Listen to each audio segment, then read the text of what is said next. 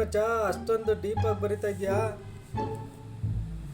ಬಾ ಮಚ್ಚ, ನಿನ್ನ ಲೈಫ್ ಸ್ಟೋರಿನೇ ಬರಿತಾ ಇದ್ದೀನಿ. ಲೇ, ನೀನು ನನ್ನ ಲೈಫಲ್ಲಿ ಬಂದೆ ಬರೀ 2 ವರ್ಷ ಆಗಿದೆ. ನಿನಗೇನೋ ಗೊತ್ತು ನನ್ನ ಬಗ್ಗೆ ಅಷ್ಟೊಂದು ಬರಿತಾ ಇದೆಯಾ?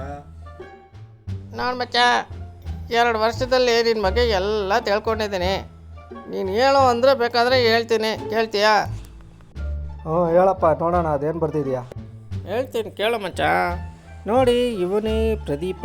ಈ ನನ್ನ ಮಗ ದೇಶಕ್ಕೆ ಒಳ್ಳೆ ಪ್ರಜೆ ಆಗಿಲ್ಲ, ತಾಯಿಗೊಳ್ಳೆ ಮಗ ಆಗಿಲ್ಲ, ತಮ್ಮನಿಗೊಳ್ಳೆ ಅಣ್ಣ ಆಗಿಲ್ಲ, ಹೆಂಡ್ತಿಗೆ ತಕ್ಕ ಗಂಡ ಆಗಿಲ್ಲ, ಮಗನಿಗೊಳ್ಳೆ ಅಪ್ಪ ಆಗಿಲ್ಲ, ಫ್ರೆಂಡ್ಸ್ಗೊಳ್ಳೆ ಫ್ರೆಂಡ್ ಆಗಿಲ್ಲ, ಪಕ್ಕದ ಮನೆ ಆಂಟಿಗೊಳ್ಳೆ ಲವರ್ ಆಗಿಲ್ಲ, ಫಸ್ಟ್ ಆಫ್ ಆಲ್ ನನಗೆ ಒಳ್ಳೆ ಓನರ್ ಆಗಿಲ್ಲ. ನೀನು ಯಾಕೋ ಬದುಕಿದೆಯಾ ಪ್ರದೀಪ? ಹೋಗು, ಮನೆ ಎದುರುಗಡೆ ಇರೋ ಟಮಾಟೊ ಗಿಡಕ್ಕೆ ನೇಣಾಕೋ ಹೋಗು.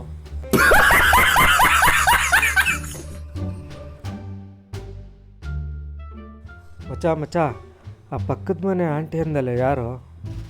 ನಂಗೆ ಗೊತ್ತು ಮಚ್ಚ, ನೀನು ಈ ಕ್ವಶನ್ ಕೇಳ್ತೀಯ ಅಂತ. ನಮಗೆ ಗೊತ್ತಿಲ್ವಾ ನಮ್ಮ ದೇವ್ರ ಸತ್ಯ?